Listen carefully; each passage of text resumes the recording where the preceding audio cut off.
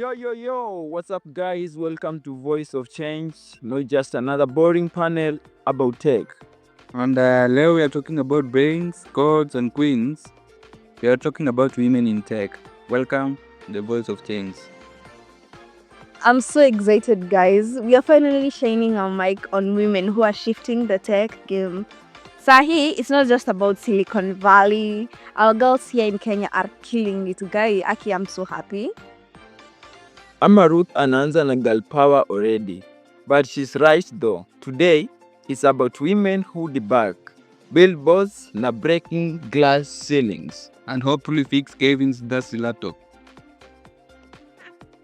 But let's be real though, guys. University tech labs are still like very male dominated. Like most of the time utaona tu wanaume ndo wamejaa hapo. Wasichana unaweza ona like moja, but mostly it's men. So mnajua.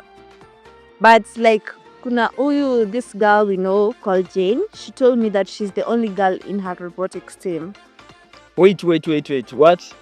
No team girl boards. Bro, even the boats are like, we are the queens. But she stood her ground. She even led the team to nationals. Meanwhile, Brian here can't even install antivirus banner. That virus is spiritual. I cast it out. You cast it out. Okay, can we talk about the stereotype that women can't code? Come on. The funniest part is when a woman gives a solution and the whole room goes quiet like, wait, she's right though. Like, mbona mnafanyanga hivyo? Like, can't a woman give ideas and for it to be correct? Hamwezi yo? And the girl next to her repeats the same thing louder. Exactly. What was I saying? Check you, bro. Unaongelelea snacks. Here with us, we have Jane Achieng. She's a bold, brilliant, and nasikia once she made a robot that danced to Olanga.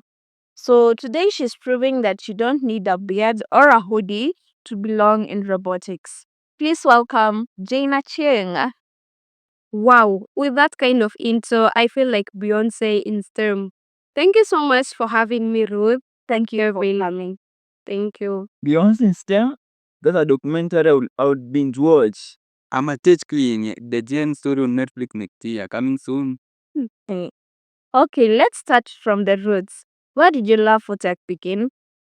Oh, so funny. It's a funny story. It started in high school. I was the girl who hated mathematics. Then one day in Form 3, we had a career talk. And there was this woman engineer from Safaricom who came in and said that girls belong in machines. Like they don't just belong in kitchen. Yeah.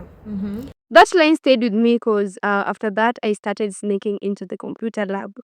At night, I'll download Meet Open courses, like softwares which I can build robotic. And when people were watching series, these stories like Maria, for me, I would be building my robotics in my laptops. Yeah. While people were chasing Louis, you, Jen, you were chasing code. Exactly. I broke a high school desktop once trying to install Python.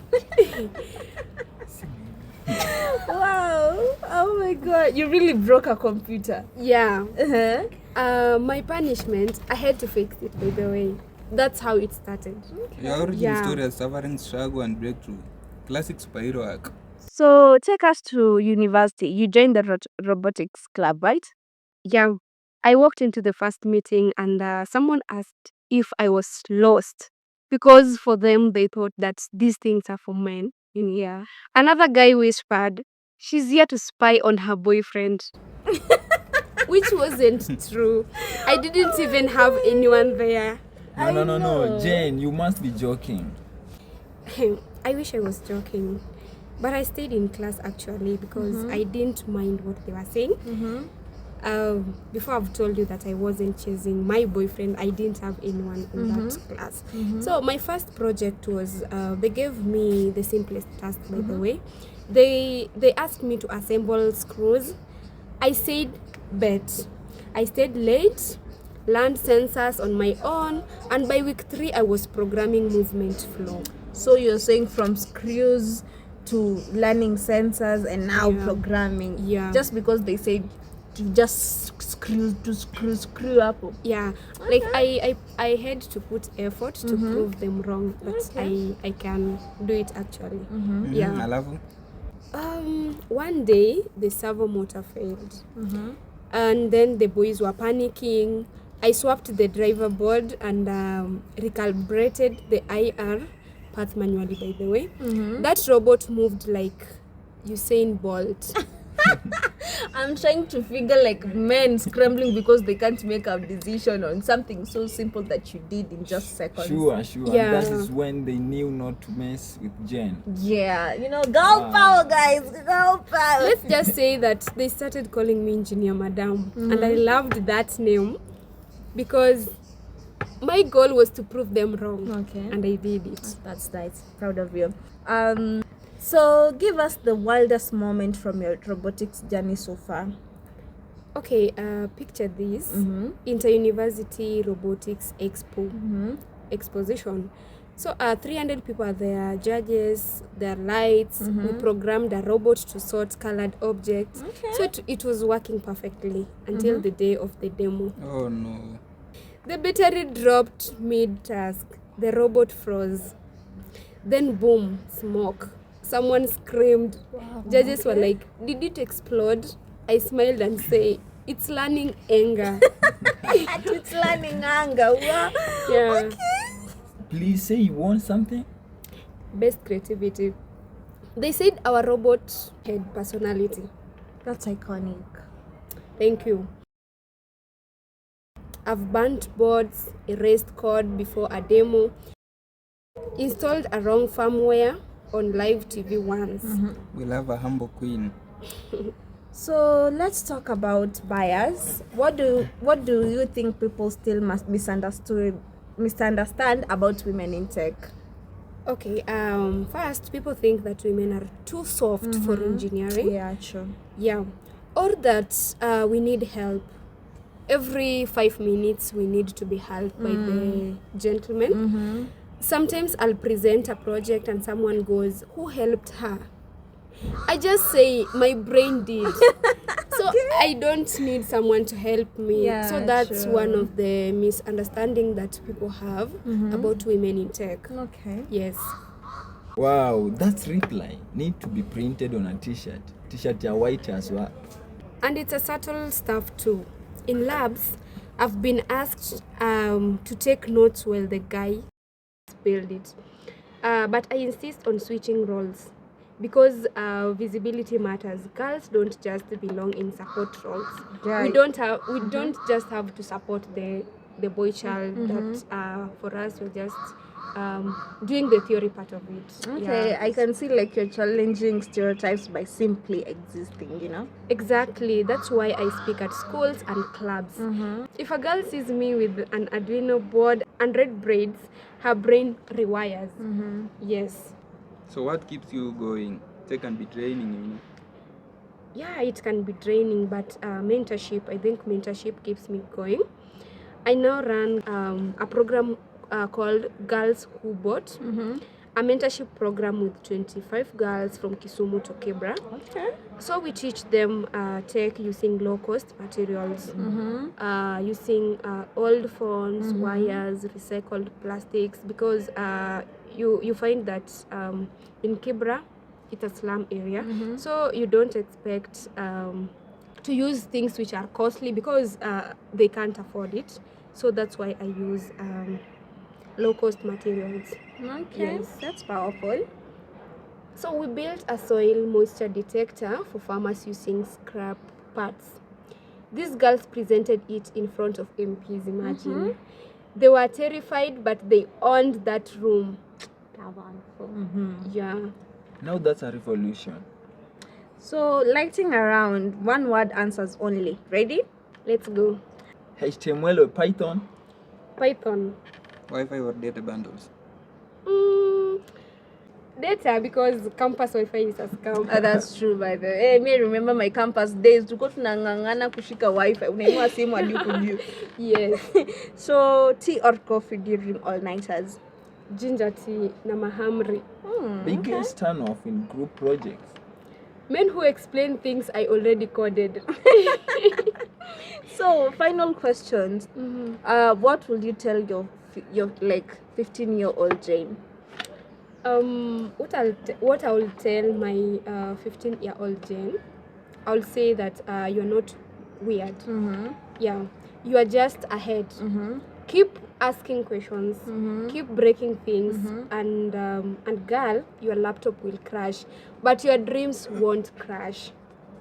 Goosebumps. Ladies and gentlemen, the robotic rebel, Jen Achien.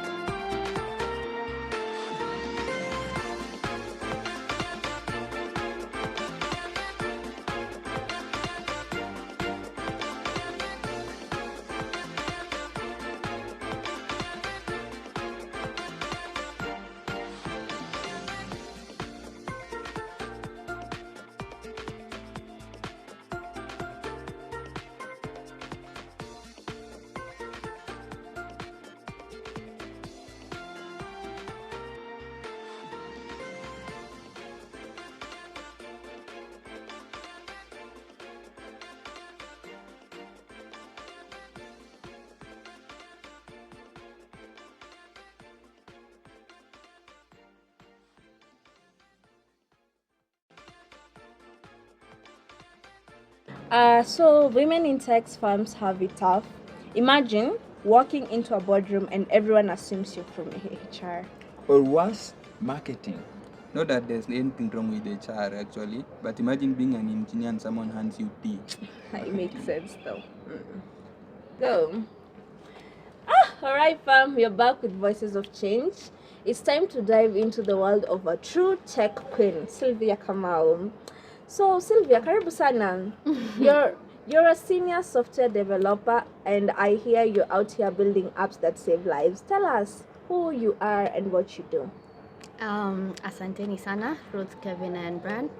My name is Sylvia, a software developer with a passion for real-world problems. Right now, I'm working on systems that make cities smarter. Think emergency response apps, traffic solutions, that kind of thing. And honestly, I just love untangling messy code and making it sing. Wait. You are out here saving lives with codes. Meanwhile, I can't save my phone from dying by 2 p.m. Obviously. Sawa Sylvia, give us the tea. What's the biggest project have you worked on? Kevin, get a power bank fast, okay? One of my biggest projects was building a city-wide emergency response app. It basically connects hospitals, ambulances, and fast responders in real time. So it took years, sleepless nights, bugs that felt like personal attacks, and of course KPLC, mnajua. That one really tested my soul. Walai, that sounds like Kevin's life. Bags, pockets. Brand beer burner. So Sylvia, that is so incredible. Walk us through it. What was the toughest part of building that app? Honestly, the tech was tough, but the people part was tougher. You know, as a woman in the room, you're expected to like overprove yourself. Like, I'd suggest a solution, and some guys would nod like, cute, but let's hear from the real coders. Yeah. Then 2 minutes later, a dude repeats my idea. I'm like, what? And everyone's like, genius. Oh, no. The classic idea still move. I bet you called them out, right? Right, of course I did. I'd be like, Asante for the remix, but I dropped that beat first. Gotta keep it real. Okay, I feel that's so hard, Sylvia. So, how do you stay confident in those moments? Because I know some women listening are like, how do you even start in a space like that? Great question, Ruth. For me, it's about owning your expertise. I spent a lot of years learning my craft, late nights on Stack Overflow, crying over Python errors, the works, you know. So when I walk into a room, I know I belong, you know.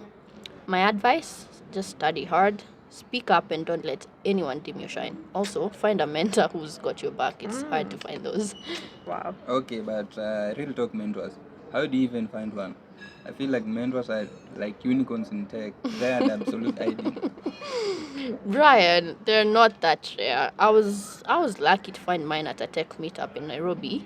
She was a senior developer who saw me struggling to like debug some code and just said, "Girl, let's fix this." Look for people who lift you up, you know, not tear you down, and don't be afraid to like slide into someone's DMs or LinkedIn or X. You know, professionally, of course. Yeah, of So course. Yeah, yeah, that's just keep it professional, but don't be afraid to do that. Slide into DMs for mentorship? Yo, Brian, you taking notes? Man, I'm still trying to slide into the Wi-Fi password address. So, Sylvia, let's talk about the industry vibe. You're a senior developer now, but what was it like starting out? Any moments that made you go, wow, this tech world is wild? Oh God, where do I start? So early on, I was interning at this startup, and they assumed I was there for the admin role. I walked into a meeting with my laptop, ready to talk APIs. Then someone handed me a notebook to take minutes. I was like, bro, I'm here to code, not be your secretary. Like, No way. Did you school them? oh, I did. You know, I did. I built a prototype for their app in 2 days. I presented it, and suddenly they were calling me the coding queen. But it shouldn't take that much to be seen I as know. a woman. Yeah, that's the thing. Women are always they always have to do extra to prove they belong. Sylvia, what's like one stereotype about women in tech that you've crushed? Mm, the quote unquote women aren't technical nonsense. I've led teams, debugged systems that were crashing at 2 a.m., and taught myself 3 programming languages. Technical? Please, I'm the whole motherboard. Motherboard, I'm stealing that. Sylvia, you are dropping bars. Okay, let's get spice. Sylvia, what's something you wish tech pros would stop doing? Oh God, mansplaining. Like, I'll be explaining a database schema and some guy interrupts to explain my own code to me. Like, Mister, I wrote this. You're welcome to sit down. Preach, sister. I've been in so many rooms where I'm explaining AI ethics, and some dude jumps in and like he invented the neural networks. So, Sylvia, how do you handle these moments without losing your cool? Honestly, I think it's a skill. I smile, nod, then drop a question. So technical, they choke on their coffee like, oh, you know APIs? Cool. Explain how you'd optimize this endpoint for concurrency. It works every time. Savage. Kevin, you ever been school like that? Oh yes, every day by Ruth. I am still recovering. I don't school you that much. So, Sylvia, let's talk innovation. You're working on a smart city tech. What's one project you're super excited about right now? I'm geeking out over this traffic management system you're prototyping. It uses real-time data to reduce congestion in Nairobi. Like basically, imagine cutting your commute time in half, right? Plus, it's sustainable. It means less fuel and less stress. So yeah, that's really helpful right now. Wait. You are saying I could get Westlands without cussing Matatu for an hour? Exactly. It's not perfect yet, of course, but we're training the AI to predict traffic patterns. It's like teaching a robot to understand Nairobi chaos. Nairobi traffic's like soap opera. Too much drama. Sylvia, how do you balance the stress of this big project? Oh, music and coffee. I have a playlist for every coding mode. Afrobeats when I'm hyped, jazz when I'm debugging, and I mentor young women in tech. Seeing them light up when they crack a problem, that's my fall. I love that. Sylvia, what's one piece of advice for young women listening who want to follow in your footsteps? Don't wait for permission. The tech world can feel like a boys' club, you know? But it's your club too. Learn, build, fail, and then try again. And surround yourself with people who cheer you on. Oh, and also back up your code always. Umesikia hivyo, Kevin? Back up your code. Sylvia, you are speaking my language now. I lost whole project once, cried for days. Kevin, he cried over a power bank last week.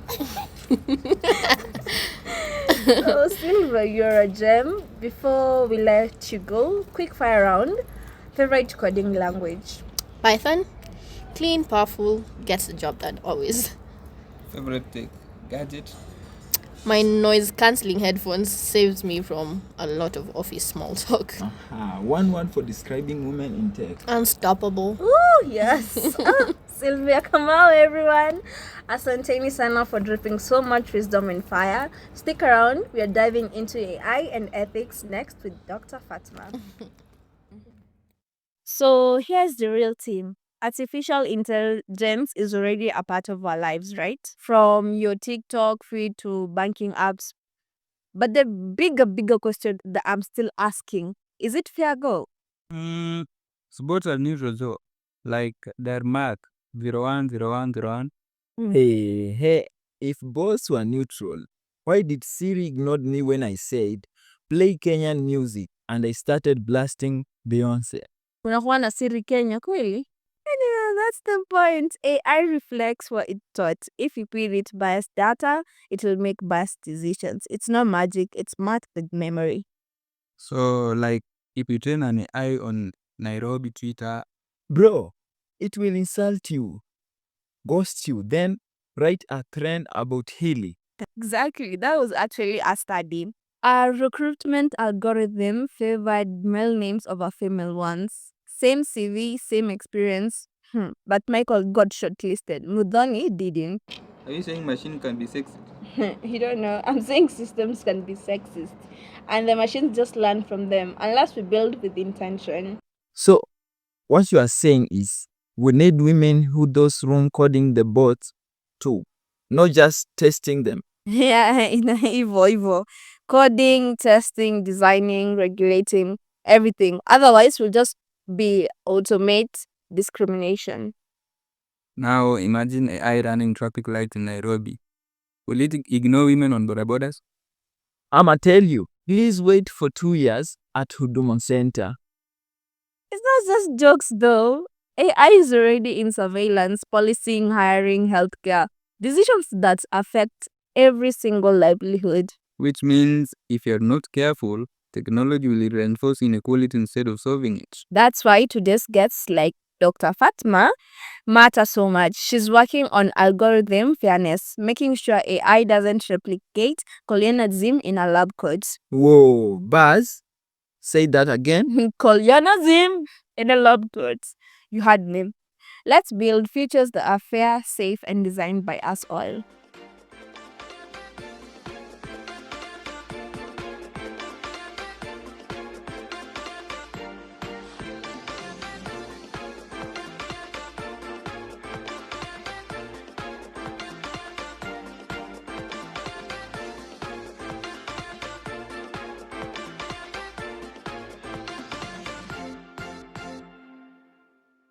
All right, fam. We are about to close strong with a true trailblazer.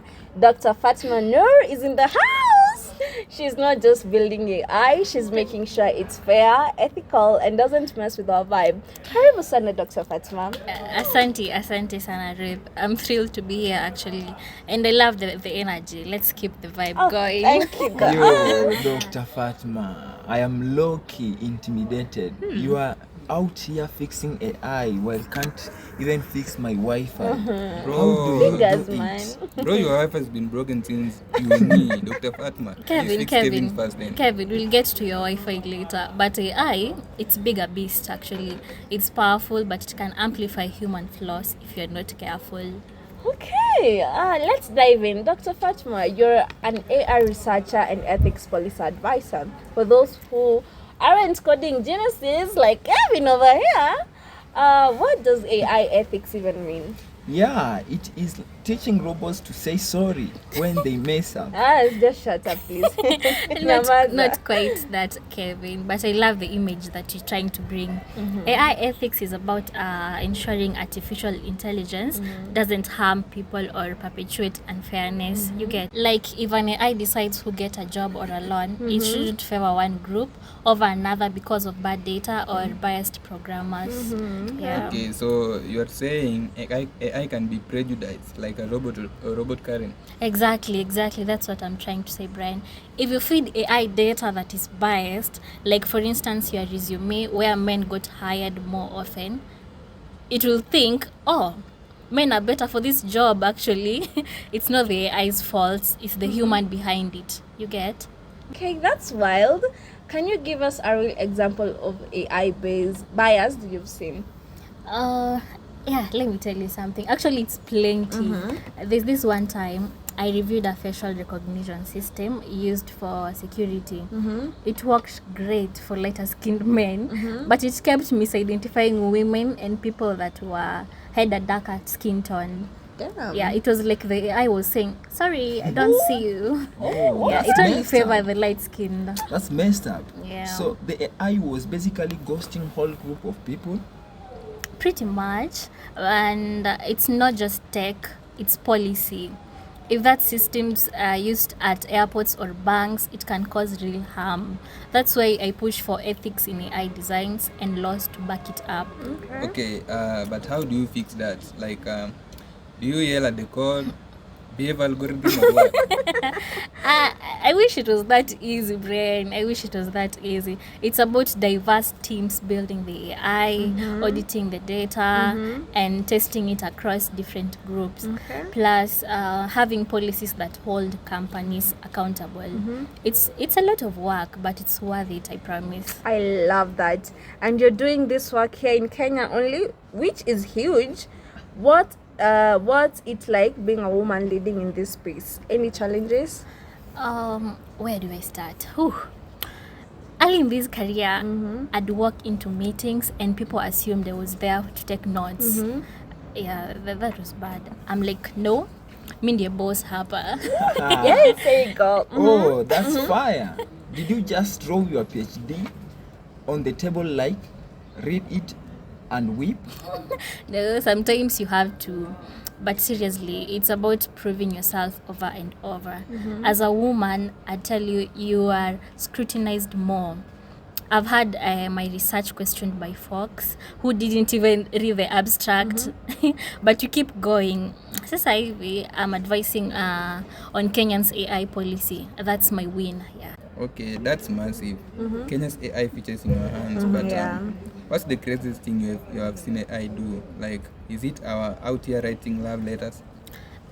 Brian, not love letters, but close to that. I saw an AI generate a fake news article. Imagine, that was so real. It fooled journalists. It was terrifying. Imagine that in an election year. That's why ethics isn't just tech. It's about protecting our democracy, our culture, and even our truth. That's deep. You mentioned culture. How does being Kenyan shape your work? Like, are there any unique ethical AI challenges here? AI isn't AI doesn't look the same everywhere. In Kenya, we are worried about data sovereignty, who owns our data. If a foreign company takes our health records, for instance, or mobile money patterns, what happens? Plus our diversity, over 200 languages, urban and rural diverse. It means AI must be hyper-local. Like, niko so sure if you try prompt your data in your local language, you'll just get feedback from it. I'm pushing for solutions that respect our context, not just copy-paste Western models. Sure. Wow. Yeah. So you are like the AI whisperer for Kenya. But let's get personal. What made you say, I am going into AI ethics? What was it, a light bulb moment? It was more like a slow burn, actually. I grew up in Mombasa, loving math and stories.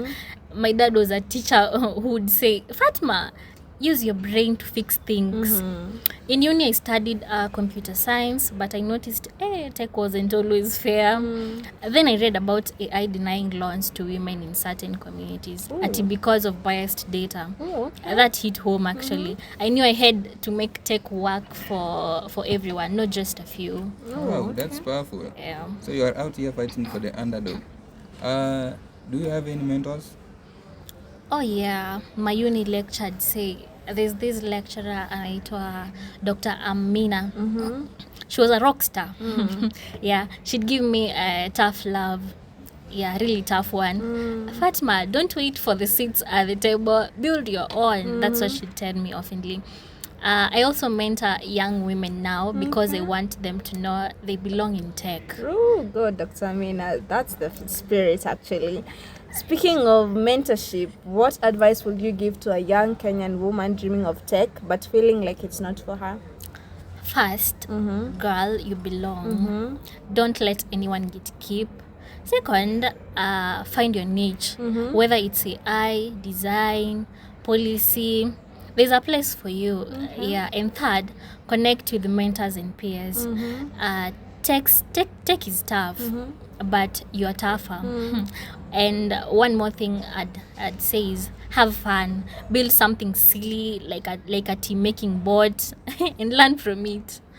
Well, team making bot? Jen, already on that. You two need a robot showdown. I'm down for it. Jen, let's make it happen. What do you think? Okay, Dr. Fatma, before we let you go, let's dream big. What's your vision for AI in Africa, say 10 years from now? Ruth, 10 years is actually far. I see AI that's built in Africans for Africans. Healthcare AI that diagnoses diseases in rural clinics. Education tools in Kiswahili, Kikuyu, Kalenjin, and more. And policies that protect our data and cultures.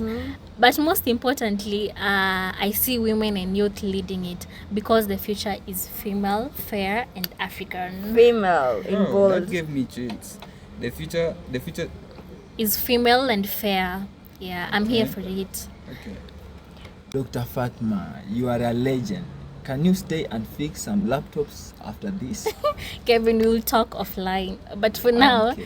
keep supporting women in tech, okay? Umesikia? Dr. Fatma Nur, asante sana for dropping knowledge and vibes. You're so changing the game and we are so inspired.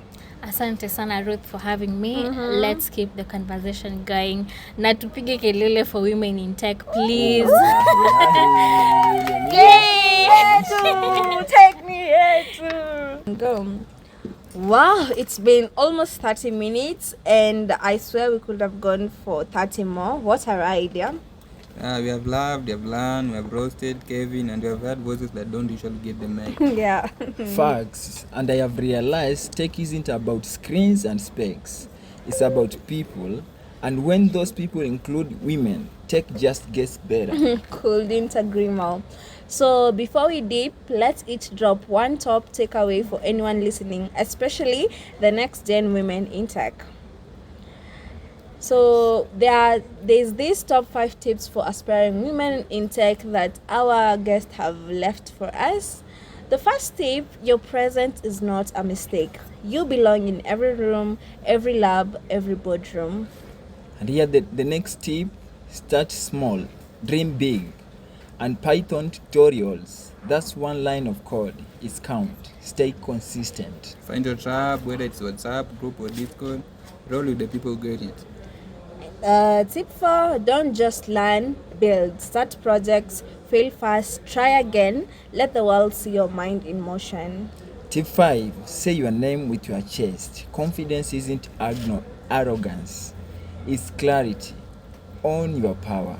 To our incredible guests, Jen, Sylvia, and Dr. Fatma, you are the blueprint. Asante for showing us what courage, clarity, and coding power look like. And to all the ladies listening, your dreams are valid. Even if the tech bros don't see you, we do. This has been Women in Tech, Voices of Change. From me, Ruth. Brian. And the Kevin with the dust laptop. Asanteni sana, and let's keep shining. Catch you on the next episode.